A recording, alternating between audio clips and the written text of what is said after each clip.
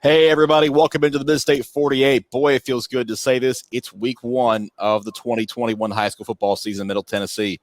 I'm Chris Brooks, and alongside me, Tom Duggan and Scott Burton. Guys, congratulations. We made it. We made it. Good to be here, too, guys. Good to be at week one. And let's hope for a normal season. As normal as we can get it, for sure. Guys, I know everybody's excited about high school football again, and I hope the stands are going to be packed throughout the season, and we just have a good year because we've got a lot of really good teams in the Midstate this year. Well, as excited as we are just by the attendance of the Jamborees, I think everybody's ready for football, and I think everybody's ready for this season. I think the teams are ready to put last year behind them, except unless you actually were the ones who lifted the gold ball. So it's, I think, going to be a good year. How can it be bad when you got football on this week? Can't complain about it too much. And you make a mention of the crowds of the Jamborees, man. Shout out to whoever was on the grill at East Robertson because, man, that smelled amazing. My stomach was growling all night, I wanted food pretty much the whole time. But, you know, the smells of football are something else too, not just the sounds and the sights. Oh, yeah. Yeah. It was a really great atmosphere Friday night. Chris, you were at East Robertson. Tom and I were at Macon County for the Industrial Bowl. And let me tell you, those teams traveled. They actually the Macon stands were packed. The visiting stands were packed. And they stuck around. You got to see crowds that actually stuck around and watched a little bit of the other games and things like that. So I think everybody's ready. I know we are. Yep. Yeah, that's true. And I think that was a testament, guys, to just how much people have missed high school football by the fact that they did stay around. I mean, Scott, you and I both saw down just about to the final horn, there was still an excellent crowd there in Lafayette. And I think people just ready to get out, watch some football, and they weren't ready to go home. They wanted more football. Yeah. Oh, yeah. Kind of the same at East Robertson as well. They had 7 games over there, and from start to finish, even though we were delayed about 30 minutes by lightning, from start to finish, the crowds just started building and building, and by the end of the night, it was a great crowd. Yeah, you pulled kind of a twofer. You had like 2 full games over there. No, more than that. It was like 3.5. It was a long night. 7 halves of football is a lot of football, but still some great football being played out there, and good for these kids to be able to have a normal run up to the 2021 regular season because, man, like you said, we're ready to put 2020 behind us. Well, and we can't forget about the Jamboree at Smith County either. Yep. That was Saturday night. There was quite a few people there.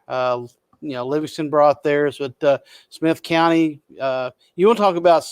I got there early because I wanted to make sure I got a good parking spot, and it about killed me. The smoke coming from that lower field grill was just blowing, straight up, and there was just enough humidity in the air that it kept it right at car level the whole time. Yeah, that's one of the things I think I missed the most last year was having concession stands and everybody grilling and stuff like that. You didn't have a lot of that because of COVID, and just to have even those grills fired back up, man, that's going to be something to look forward to too. I mean, you can't have football without food. You just can't. And it'd be great to see bands again. Yeah. So many bands did not. They either sent partial groups or they weren't there at all. It'll be great to see those. We got to see a few cheerleaders out there. It was good to see the cheer groups and the parents that were supporting them out there. So people tend to think of football as just the sport, but there's just so many accoutrements and so many people that go around with it that it's really a community event. And it's what's great. It's one of those uniquely American things. Well, guys, kudos to the parents, too, because at Lafayette the other night, they were giving the refs all kinds of heck. And, you missed that call and you're blind. Parents are already in midseason form, guys. They've obviously been training in the offseason, and they're already ready to go. I don't think they ever get out of midseason form. No, if they go to practices, they're kind of the same way. So exactly. Just circle the square a few times, and you'll hear them out there. And that goes for every town, not just Lafayette, but every town out there too. So, yeah. Yeah. And Oh, yeah. Everywhere you go. Yeah. Ref critiques are obviously, they never went out. It never went away. Never will, I'm afraid. Never No, will. No. part of it. Again, part of the atmosphere. Oh, yeah. Yeah. You gotta love it. But great to have the atmospheres back. That's one thing we missed last year. And when we get to these games on Thursday, Friday, and Saturday, a lot of intriguing matchups in week one. Week one tends to have a lot of really good games. And of course, they're non-region games for pretty much all around the area, but just a lot of intriguing matchups. And we'll get to some of these later in the show. But I want to ask y'all, you've kind of seen some of the games that we're going to pick later on. What's one or two that stand out to you the most, and why? Well, the Pearl Cane Ridge game to me is one that stands out to me, and simply for one reason: metro schools. Metro schools did not get to have an off season. They didn't get to do. They could only do outside conditioning drills. Couldn't do any weightlifting, things of that nature. Really had a hard time instituting systems and getting out there and to see them out there with a full off season under their belt, really being able to show what they can do. I think that to me, and it being one of the first games out of the gate, it's going to be an electric atmosphere. That to me is what I'm looking forward to, is those metro schools being able to get back out there and do what they do. Well, guys, there's about 3 teams I'm very anxious to see that I had a chance to see in the preseason. Right off the top is going to be CPA playing at Independence. I think a very good test right out of the gate on the road for CPA. They are loaded with talent, but again, you're going on the road. Week one, things kind of getting back to normal, crowds being there and all that. How will they handle the atmosphere? Gallatin's another team. I was so impressed by their defense watching them against Riverdale. Offense had some struggles, still trying to find their way, particularly in the quarterback department. But that defense looked really strong for Coach Chad Watson. I want to see kind of how they bounce back, and they've got a good one this week at Mount Juliet as well.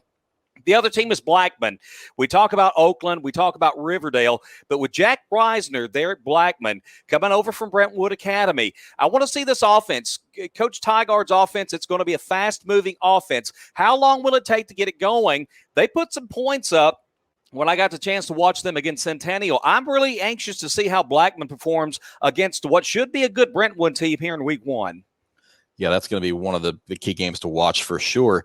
You mentioned Independence, and I'm curious to see how they play against CPA as well, because I think Independence honestly has some of the best receivers in the area, the best group of receivers in the area. You might not hear them as bigger names, but you've got Ty Lockwood, River Katina, and others catching passes from Joe Cummings, and that offense is going to be able to put some points up against CPA, I think. So I'm curious to see how that one turns out, because they didn't get to play last year, and it really could be one of the best matchups of week one, if not even the best. And another one that I'm kind of interested to see, NBA and Ravenwood, because the quarterbacks there, Marcel Reed, Chris Parson, taking center stage and really kind of showcasing their talents against one another. That could be a fun night over there at Ravenwood. And Scott, you're headed over there for that one this week. So congratulations and enjoy that one. Yeah, Chris, that was my second one that I had circled out, and we'll cover that. And we'll get more into that when we get into who you got. But you're right. How great is to start your season off with 2 Power 5 recruits at quarterback, and 2 storied programs out there. I'm very, very fortunate to be covering that game. I'm very happy to be covering that game. So I expect it to be a fun night. And of all the matchups, guys, I think NBA Ravenwood is the only time where it's the first meeting between the 2 teams. A lot of these others have some history about them, but I take that back. It's their 3rd meeting, but it's the first one since 2008. Let me go back in that. So it's been a rarity, and we've not seen this matchup in about 13 years. So this one ought to be a good one. Yeah, we talk about these Division I, Division II schools playing each other. You didn't see a lot of that a few years ago, but one thing COVID kind of did cause, kind of forced coaches to do was be creative in scheduling. I mean, you're now seeing more of these games between D1 and D2 teams, and I think it's a good thing for the area in general, just because you get better matchups that way. Yeah, there might have been some consternation between the schools before everything just totally split. But there are really good games between D1 and D2 teams, and the area football is better off for it. Oh, absolutely. I agree with that. Go ahead, Scott. No. Go ahead. I got something different. I was just going to say, it just, I agree with that. I think it's good to see that we're seeing some of the D2 teams and some of the, the public schools starting to play one another. And you get these great matchups. We talk about CPA and Independence going up head-to-head against one another. NBA Ravenwood. I think it's a good barometer for both programs, especially these, maybe in some cases, some of the smaller private schools are playing some of the bigger public schools. And a lot of times you get a great matchup out of that. Yeah, you really do. I mean, even in the first couple of weeks, because Pearl Cone's going to play NBA next week. So right. NBA is starting out with 2 of them. Well, I was just trying to look over the schedule and try to think of individual matchups. And one individual matchup that just kind of jumps out at me is I'm interested to see Cameron Houston with Macon County going up against Taylor Groves at East Robertson. I think that is going to be a really interesting matchup, one-on-one. It may turn out to be, it turns into a totally different game, but I think that matchup is going to be very, very interesting. Just looking at games that may be a little bit off the beaten path. Yeah, for sure. Taylor Groves is one of those players in the Jamboree at East Robertson that really stood out. He touched the ball maybe 3 times and had big plays on all 3. So you understand his big playability, and Ole Miss is going to love having him down there once he gets there. But for right now, East Robertson's going to reap the rewards, and the Indians are going to try to make some noise in Region 4 and Class 2A because of Taylor Groves and Sean Groves and another cast of characters that, quite honestly, could make that team a sleeper this year. Yeah, it's tough in that Region 4-2A with Trousdale County and Watertown. But, guys, anytime you've got an SEC caliber player on your roster, you're dangerous. And, Trousdale and Watertown, they better be watching. They better not sleep on East Robertson. And I really like Trousdale this year in particular. But that's a dangerous team, and I don't think it's one you want to take for granted on your schedule. Not in the slightest, and especially, East Robertson, a hungry team, and Trousdale and Watertown worrying about each other. You never know. Somebody could come up and get them.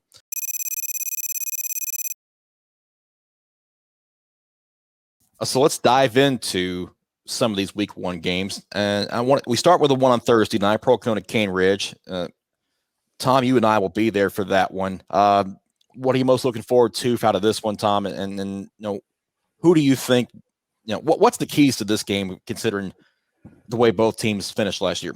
Wow. Pearl Cone, I just feel like they got a little bit of a chip on their shoulder last year. They lose to Milan in the state semis. Pearl Cone goes up to 4A. Guess who else goes up to 4A this year? And that's Milan. And I know Pearl Cone's not looking ahead that far ahead. They're going to have their hands full with Cane Ridge, certainly. Barry and Brown, I'm looking forward to seeing number 7 out there for Pearl Cone. And just this team that brings back a lot from a year ago. But Barry and Brown, folks, if you've not seen this young man yet, he is something to watch on a football field. He's going to be tough on Cane Ridge. This Cane Ridge team, they've got a small senior class, but they've got a lot of good players coming back despite that. Just because sometimes you don't have a lot of seniors don't mean you don't have a talented roster, and Cane Ridge certainly does. They're picked to win Region 6-6A by most accounts. And let's not forget about offensive tackle defensive end Eric Gaston, the 6'6", 255, one of the top recruits in Metro Nashville. This young man wreaks havoc on both sides of the ball.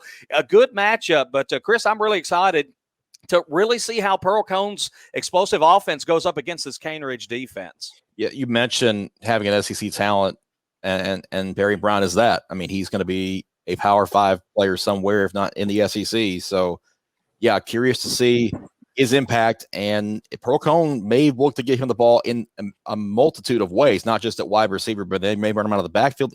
He may even line up under center sometimes. So they have ways to get him the football and let him make the maximum impact on the game, which he's aiming to do this year. You love to have that Swiss Army knife kind of player, and that's just what he is because he can line up anywhere, and he can beat you lined up from anywhere. And that's why you've got to have somebody looking for number 7 at all times. Yep. Going to be a fun one Thursday night. Hopefully the weather doesn't interfere with that one too. So looking forward for sure to that matchup. And another one, and Tom, you've already mentioned this earlier in the show, Brentwood at Blackman. This was actually our Fans' Choice Game of the Week. The fans voted for this one to be covered this week, so we're going to head out there as well. Davis White at quarterback for Brentwood, and then Blackman, obviously we mentioned their up-tempo offense. What do you look for out of this one? And Scott, I want you to chime in as well.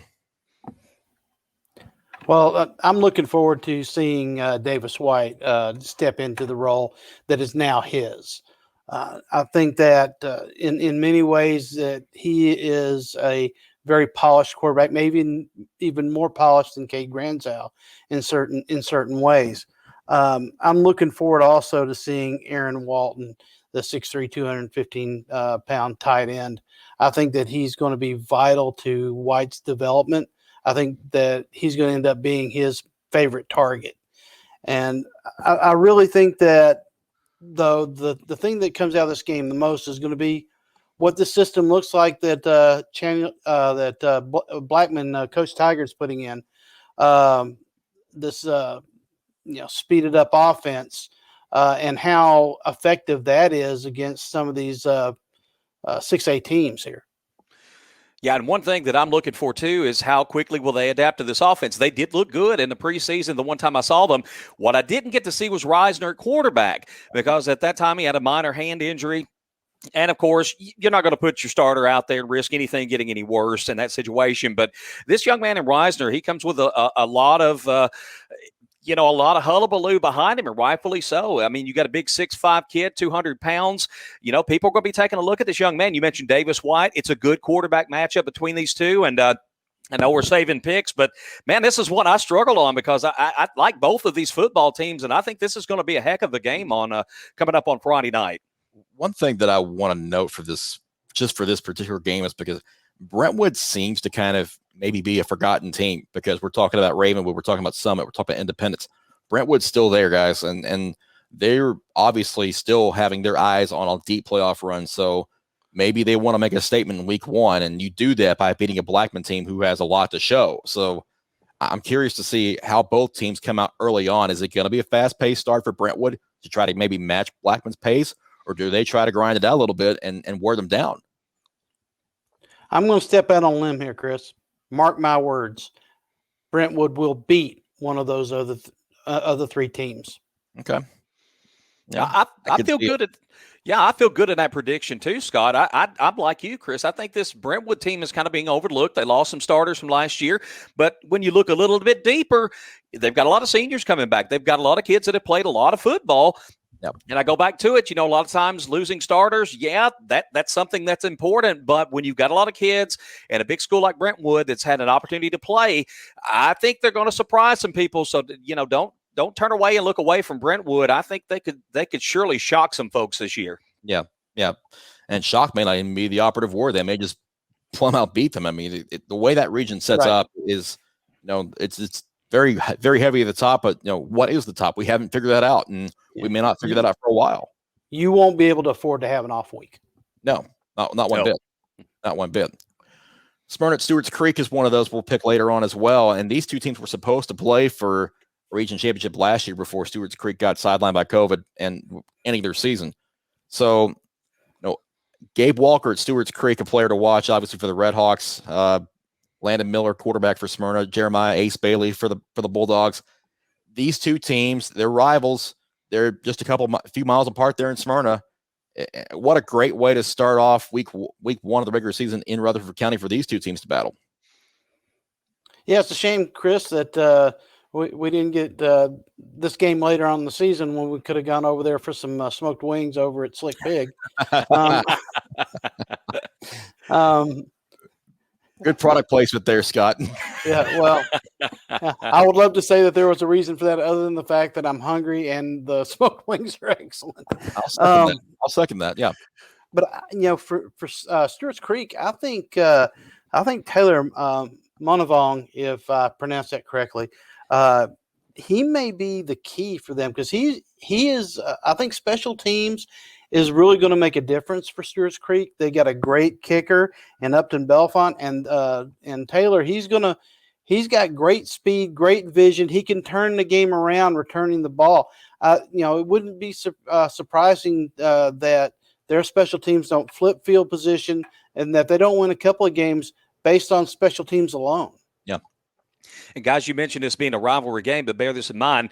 This is the 9th meeting, and Stewart's Creek is 0-8 against against Smyrna, and that does count last year with the COVID. Of course, they were chomping at the bit to play that game there at the end of the regular season. So count Stewart's Creek as a team with a bit of a chip on their shoulder, not only for this game, but I think because they didn't get the opportunity to go into the postseason last year. For Smyrna, something I found a little bit interesting, this is one of the smallest rosters they've had in about a decade and a half, and some depth concerns there. Still a talented team, but I think that they've got some things that they're concerned about as far as, the kind of depth that they've been able to enjoy in the past. Yep. Yeah, they got a big back there, Arian Carter, that I really, really like seeing him up close in a few games. He has the potential to be something special there in the backfield, and they've got Landon Miller running the offense. So you never can count them out. It's just going to be how quickly can they get up to speed, and does the depth become a factor later in the season? Yep. Yeah, that's one thing that they'll have to answer, obviously. But I would imagine Smyrna still wants to contend for that region title with Cambridge, and this will be a good measuring stick for them to start out in week 1. Gallatin to Mount Juliet, on the other hand, a longtime rivalry that is kind of renewed. These two teams, they have some things to prove this year. I know Mount Juliet was a little disappointed the way the playoffs ended for them. Gallatin didn't have a good year at home, so getting a win in the opener to start 2021 would be big for both schools. Yeah, I think Gallatin really, really needs to come out and set the tone early. They had a really rough year last year. Hopefully they can just, shove that behind them and lock it away, bury it in the backyard and never think of it. But, it's going to be interesting to see who comes out of that Gallatin team. I want to see this team be consistent on the field, not turn the ball over, not make mental mistakes. The defense, I think, at Gallatin is really their calling card. I think their defense is really, really good. If their running game can match that, they're going to be a very, very dangerous team. Yeah, I agree with that, Scott. I think they've got to get that offense going with the run game, because their defense, when you look at the linebacking core and the secondary, they've got some experience there. They've got some talent there. And as I mentioned, seeing them in the preseason, of course, it's only one scrimmage, and it is a scrimmage, but that defense is flying around the field, and they're aggressive, and they're barking at one another, and they're just pumped up. And that's kind of indicative of what you see with Coach Chad Watson. He gets these guys fired up. The offense, though, it looked a little discombobulated at times. They had trouble hanging on to the football. I know they've been in a quarterback search that I think is carried on into the fall practices. And so if Gallatin can establish a good run game, at best, I think this defense is going to keep them in a lot of games. Yep. Will be interesting to see who gets out of that one. Could be a really close one, and I'm curious to see how you guys pick this one this week as well. Fairview at Page, Battle of 840, one of those Williamson County rivalries. Had a low scoring game last year. This one may be a little bit higher scoring this time, just because I think the offenses are a little bit improved, especially on the Page side. Jake McNamara for the Patriots, quarterback there, committed to Colorado State. Looking for him to kind of make a statement in week 1 and have a big night against Fairview. Fairview upset Page 16-3 last year. So, Scott, let's dive into this one for just a minute. Yeah, I think that Page has had this game circled on their calendar ever since last year. They were not happy with their performance. They didn't feel like it was indicative of their team. But I think they had line issues at the very beginning of the season, plus COVID. You just didn't know how things were going to affect teams coming out of an off season with so many questions. I don't think that Page team was itself last year. I like McNamara a lot. I think he's an excellent quarterback. It's going to be a really interesting game, because I think this year the strength of Fairview is going to be their defense. And, so this game is going to be really interesting to see how these two teams, it's kind of like the immovable object and the unstoppable force. It's going to be really interesting to see who gets out of the gate quickly in this game. as you mentioned with Fairview, 7 starters back on defense this year. You like those numbers if you're a head coach, and you've got 3 starters back on your offensive line. You got a key reserve back on that offensive line, and guys, I'm always big on the trenches. If you're strong in the trenches, even if you're a young offense, you've got a chance because, you've got more time to kind of, you hope at least, to make some things happen in the offensive backfield. But Paige, you mentioned McNamara, good dual threat quarterback. He's got a lot of weapons around him too. And this is a good matchup, guys. I just like both of these teams. I think it's going to be a good battle with that Fairview defense versus McNamara, and just a good early test for both of these teams. Yeah, for sure. And one of those really good rivalries to open up the year.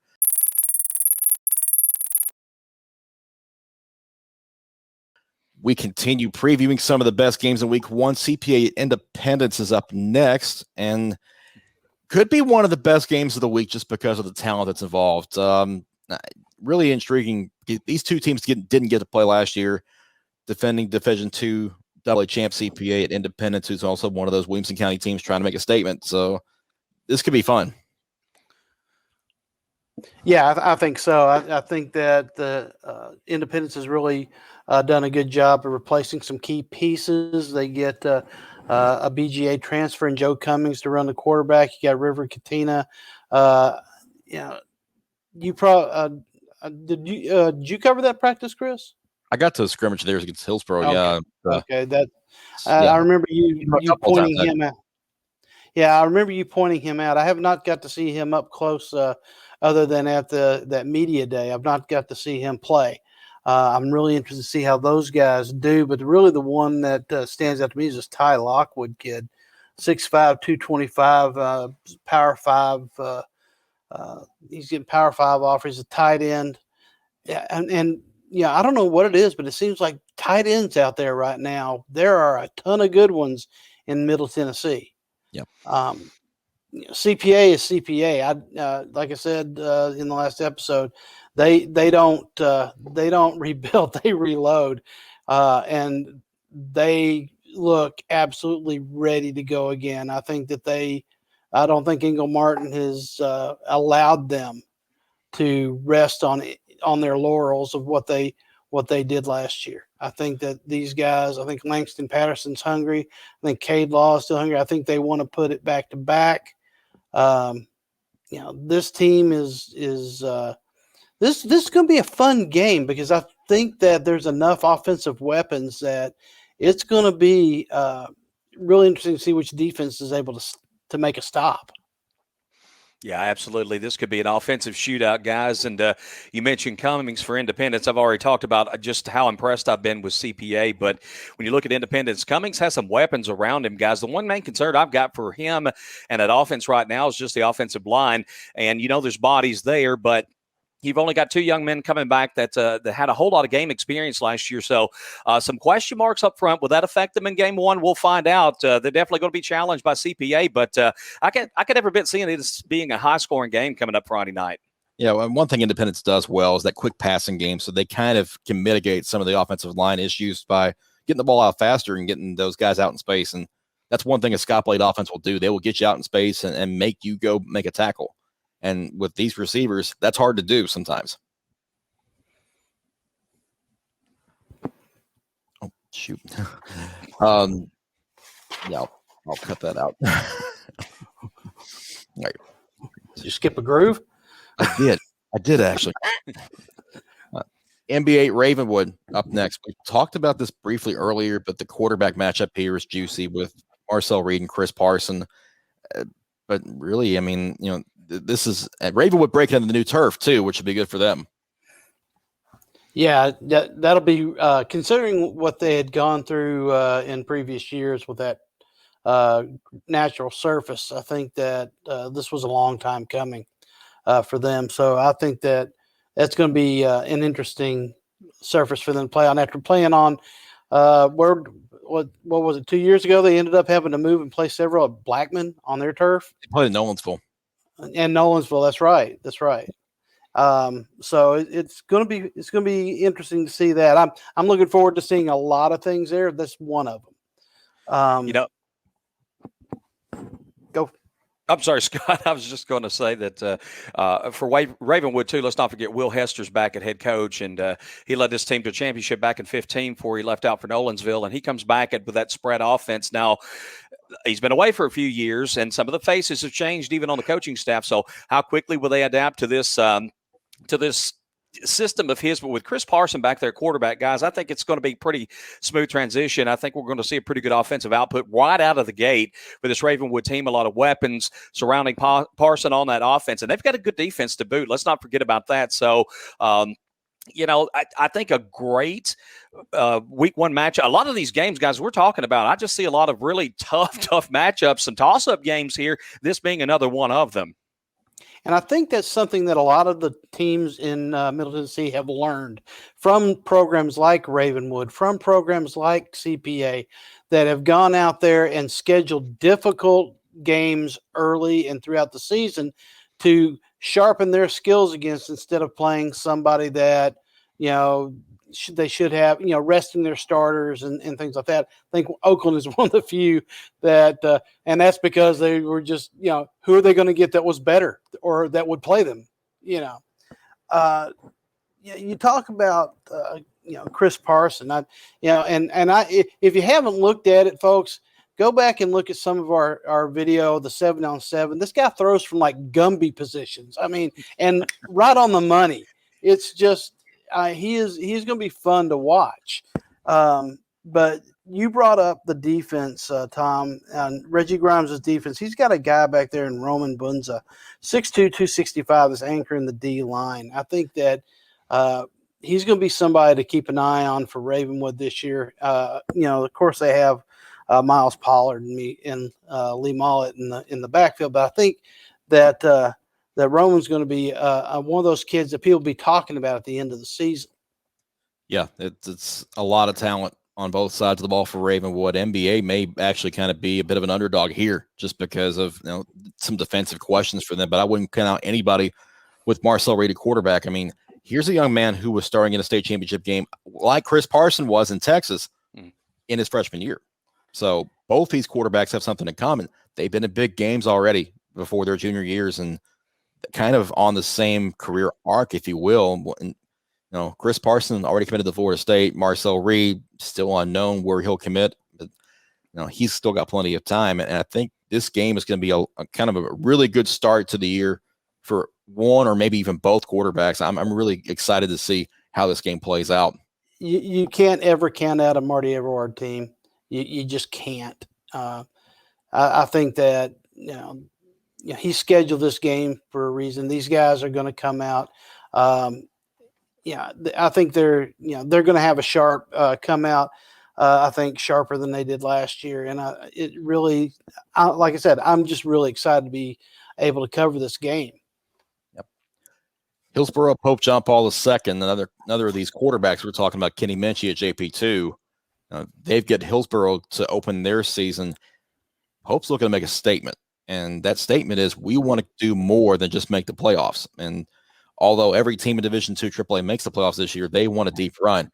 And this may be the team that can do it. But first, Hillsboro is going to come in there and try to give them all they got.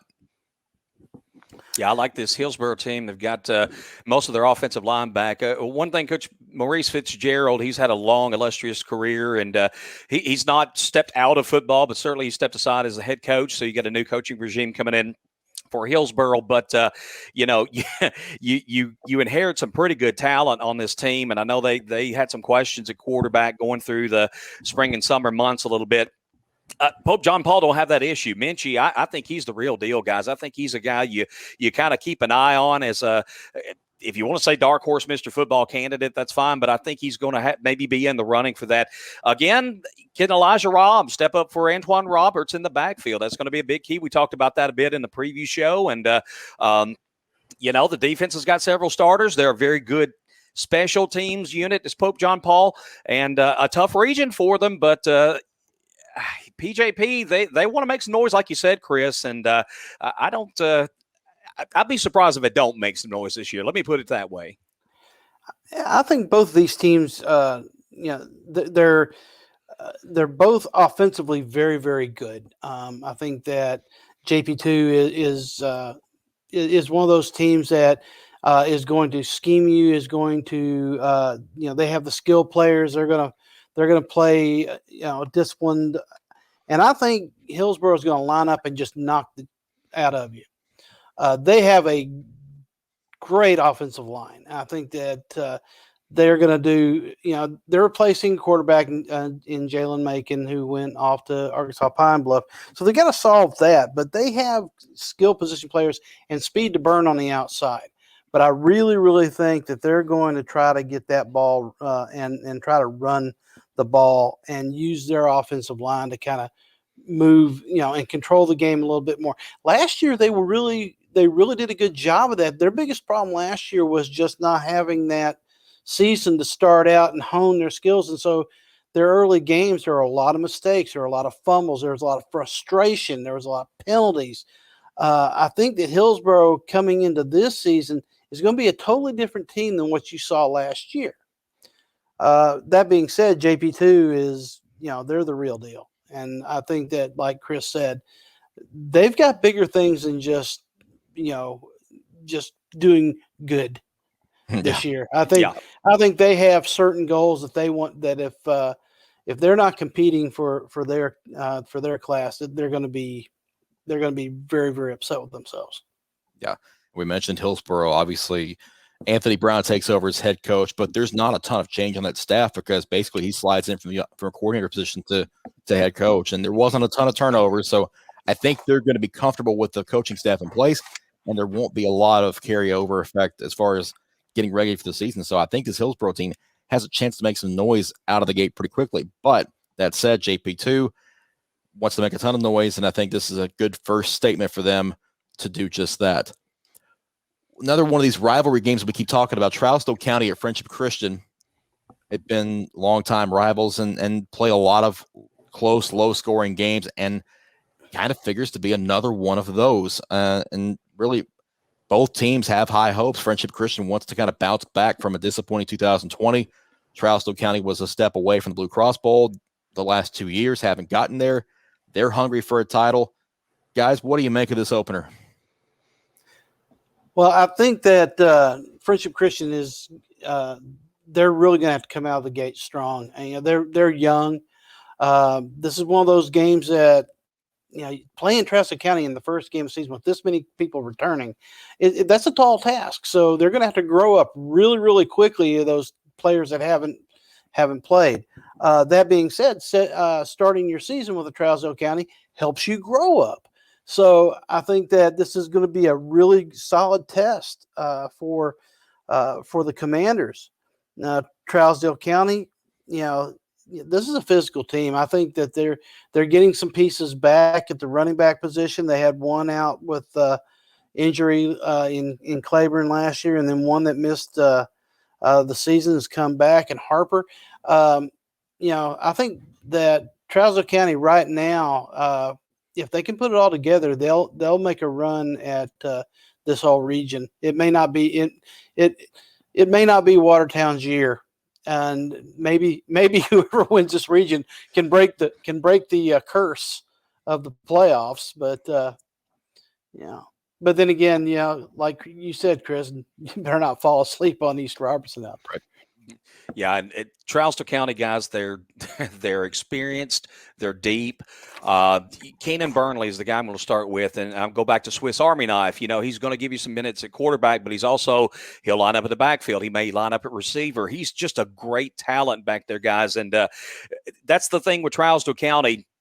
They'll throw a lot at you, and this year, Coach Satterfield has got the weapons.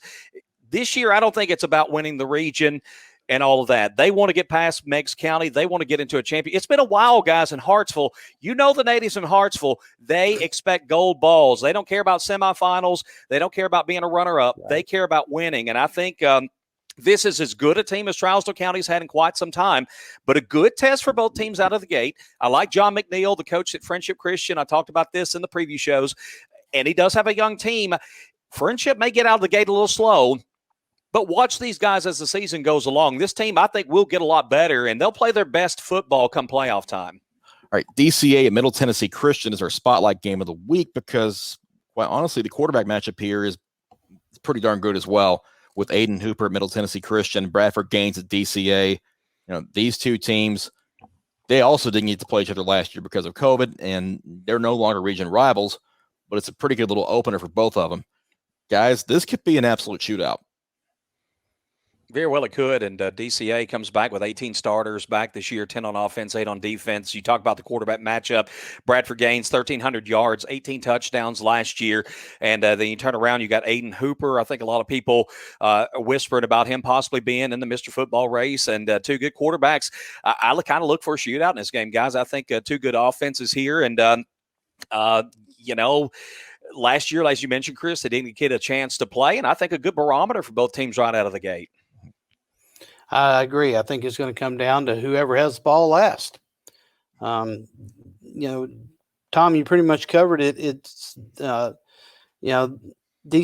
is, offensively, they're very strong. Middle Tennessee Christian, very, very strong offensively. It's going to be interesting to see whose defense is able to stand up.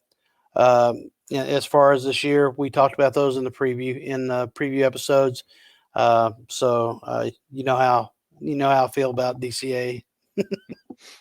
Yeah, really, it's going to come down to key stops, not just getting a bunch of stops, but just getting a stop at the right time is going to be critical in this one. Could see some fireworks in Murfreesboro for sure.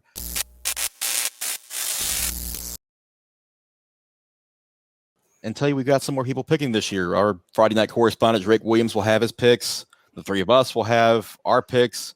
And then on the right, if you're watching on YouTube, you see the name of Reggie. So you're wondering, who's Reggie? We haven't talked about him. Well, here's Reggie. Our next pick will be the Battle of 840. This will be Fairview and Page. Okay, release the prognosticator.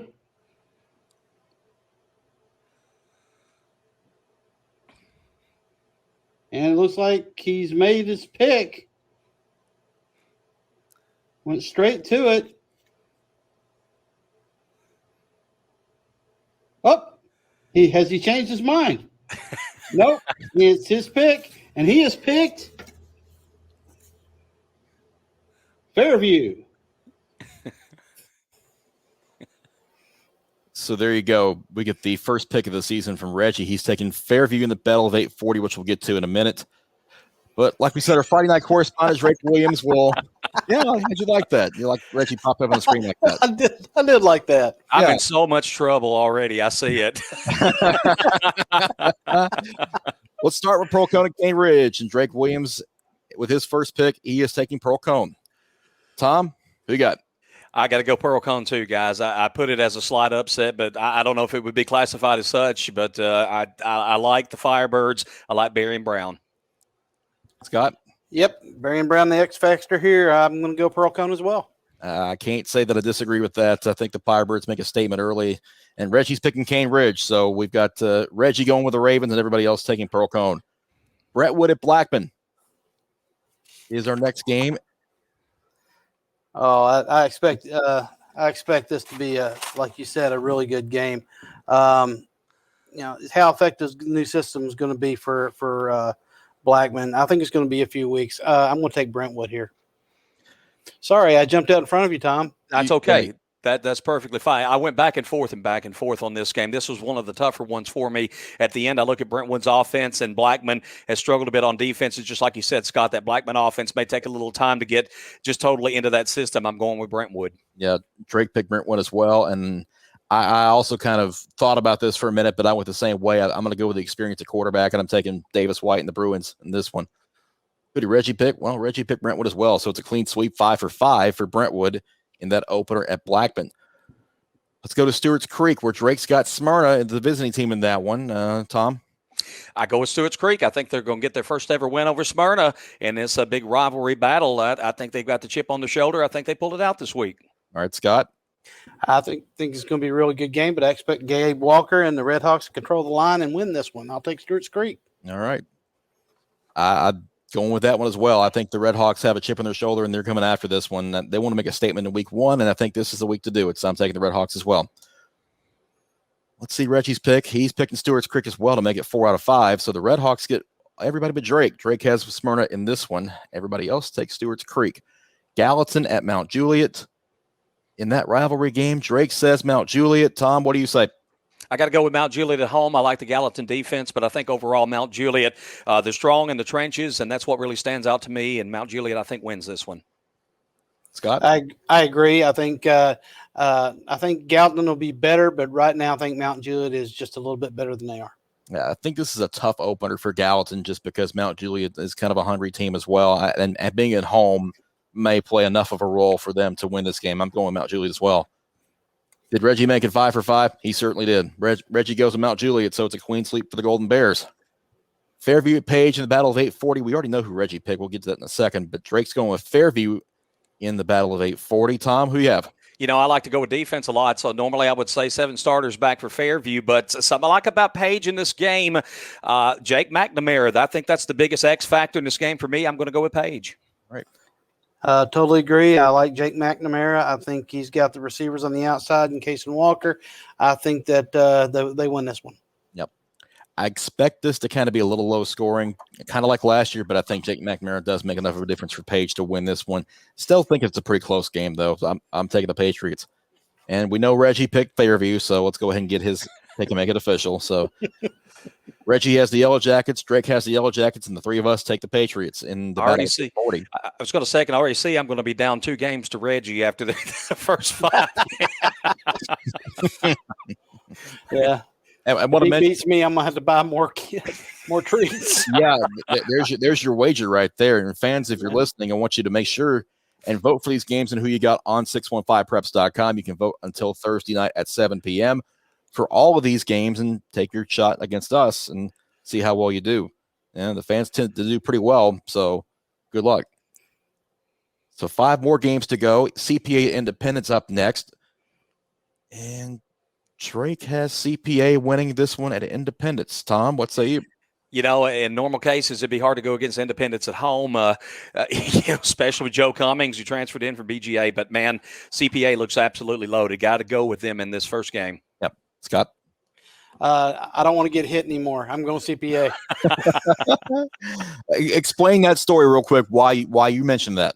But I got trucked by a CPA lineman while I was on the sidelines filming the other night. I've never flown on my own before until that moment. Did you get the number of that truck is what I want to know. Absolutely not. Are you getting frequent flyer miles? Absolutely. Okay. All right. I got to go with CPA as well. I think Independence makes this one a fun, maybe even a high scoring game, but I'm going to take CPA in this one just because I think that, a little bit of experience on their side as well. And the defending champs make a statement coming out. But Independence is one I'm going to watch all year long. So who did that? Reggie makes it a clean sweep, taking CPA over Independence. So 5 for 5 for CPA. NBA Ravenwood. Drake's going with Ravenwood. Tom? I got to take Ravenwood at home as well. I think Chris Parsons got a lot of weapons at his disposal. I look for an explosive game out of him, and I think Ravenwood wins it. All right, Scott. I like Reggie Grimes' defense here. I'm going to go with Ravenwood as well. Okay. I'm going to take the home team in this one just because I think a little bit of home field advantage could help Ravenwood, but NBA will keep us in close, I think, throughout. Reggie is going with NBA. So he's taking Marcel Reed and the Big Red in this one. Everybody else goes with Ravenwood. Hillsborough and JP2. Drake's going with the Knights of JP2. Tom? Kevin mentioned the Knights. I think Elijah Robb is going to have a good game in his first started tailback and prove that he's a worthy successor to Antoine Roberts. Okay. Scott? I think it's a new year for Hillsborough. I think that they learned a lot from last year, but I'm going JP2. Yeah. I got to agree. I think Minchie makes it a big statement for them. I'm going with the Knights in this one as well. Reggie is taking Hillsborough to make it another lone wolf for the Cat. Cats and wolves don't like each other, Chris. They do not. They do not. Charleston County Friendship Christian. Drake's taking the Yellow Jackets of this one. Tom? Chris, I'm going to go against the grain. In fact, of what you said earlier, that this will be a close game. I think Charleston County is going to win this handily over Friendship Christian. And like I said earlier, though, I think Friendship will get better as the season goes along. Statement game, Charleston County wins big. Okay. Scott? Yeah, I agree. I think they'll get it all together eventually, but I don't think they do it in the first week of the season. Give me the Jackets. Yeah, this rivalry. I'm looking for Charleston County's defense to make a statement here, and I think they will. So I'm taking the Yellow Jackets as well. Reggie goes with Friendship Christian, so the home team does get a little love from him at least. So everybody else going with Charleston County. And our spotlight game to finish up, DCA at Middle Tennessee Christian, as Drake takes MTCS and the Cougars to win at home in week 1. Tom, what say you? Good quarterback battle. Bradford Gaines for DCA. You've got Aiden Hooper there with Middle Tennessee Christian. What I like about DCA is they've got 18 starters back. Both teams lost to the University or USJ, I'll say, in the playoffs last year. I still think DCA is just a little bit better at this point. Scott? Yeah, I agree. I like the continuity the Wildcats have with so much returning, especially this early in the year. Give me the DCA. All right. I got to go with DCA as well, but I'm taking the over on this one. I think it's going to be high scoring. Both teams probably in the 30s at least, and fireworks and the ball being slung around the yard all night long. Should be a fun one there at Middle Tennessee Christian. Reggie gets to wrap us up. Who's he got? He's taking DCA. So 4 for DCA, 1 for Middle Tennessee Christian. Let's go back and review the picks just real quick on the screen. Pearl Cone gets all of our votes. Brentwood gets all of our votes. Drake goes Lone Wolf with Smyrna over Stewart's Creek. Everybody else takes the Red Hawks. Mount Juliet gets all of our votes. 3 of us take Page. Drake and Reggie get Fairview. CPA gets all of our votes. Ravenwood gets 4 out of 5. Reggie has MBA. Pope John Paul II gets 4 out of 5. Hillsborough goes to Reggie. Charleston County gets 4 out of 5, and Reggie goes to Friendship Christian. DCA gets 4 out of 5. Drake goes with Middle Tennessee Christian. So that's how we fare in the voting for week 1. We'll come back next week and see how we did or how we didn't do. But I want to mention week 1. Week 1 tends to have some surprises. So I wouldn't be shocked if our records just get blown all the you-know-what in this first week, just because there are unknowns. There are things we haven't seen, and teams kind of play it close to the vest and jamborees and whatnot. So I'm interested to see how some teams come out and whether what we've seen kind of matches what we think we were going to see or not. Yeah, I got to agree with you. You get a lot of surprises in week 1. Let's not forget how many close matchups. I mean, a lot of these games, guys, I'm sure you like I was, you can weigh a lot of options here, look at it several different ways. So I think we're going to see some tight battles here in week 1. All right. Yeah, I think it's going to be a fun week. Time for one last word, guys. Tom, we'll start with you. Well, guys, I'm just looking forward to getting back to normal on the football field, on the high school football field. I'm excited. I know you guys are excited. It's going to be good to see, as we've talked about, the fans back in the stands, the cheerleaders, the bands, everything, the ambiance of a Friday night football game under the lights, the smell of the food. You can't beat it, guys. This is Christmas part 2 for me. I love this time of year. Yeah, I'm looking forward to it. And all I can say is, folks, you want to keep up with our picks, keep up with this show, make sure you go and like and subscribe us on YouTube, follow us on Twitter, follow all of our Twitter individual Twitter pages for highlights, and just buckle up because it's going to be a good season. We're finally here. And like you said, Tom, it's Christmas for everybody. I played some Christmas music even the other day, just going through photos because it felt so good to be having football back. I know it may be blasphemous for whatever, but I don't care. Michael Bublé? It's football. It was actually. So you can replace Jingle Bells with High School Ball. All you got to do is change some lyrics around, and you've got this. There you go. There you go. The video's coming soon. Yeah. I don't know about that. It took us a little bit of overtime to get through all of it this week, but that's okay because sometimes you need a little overtime to get what you need done. So even though we say 48 minutes or less, overtime could still happen, and that's what happened this week. Even though, it's week 1, we're happy to have it back. We're happy to have you back. We hope you enjoy the show. Hope you keep rate, review, and subscribe to everything on YouTube and Twitter and Instagram and all that good stuff. Make sure you follow us on social media and keep it to 615preps.com. We've got a lot of coverage coming your way this year. Week 1's going to be a fun one. We're looking forward to seeing you out there. Let's have a ball. Let's have a great year. And we will see you guys next week. So for Scott Burton, for Tom Duggan, I'm Chris Brooks. Thanks for watching the Midstate 48, where we try to get you ready for Friday in 48 minutes or less, or on overtime, of course.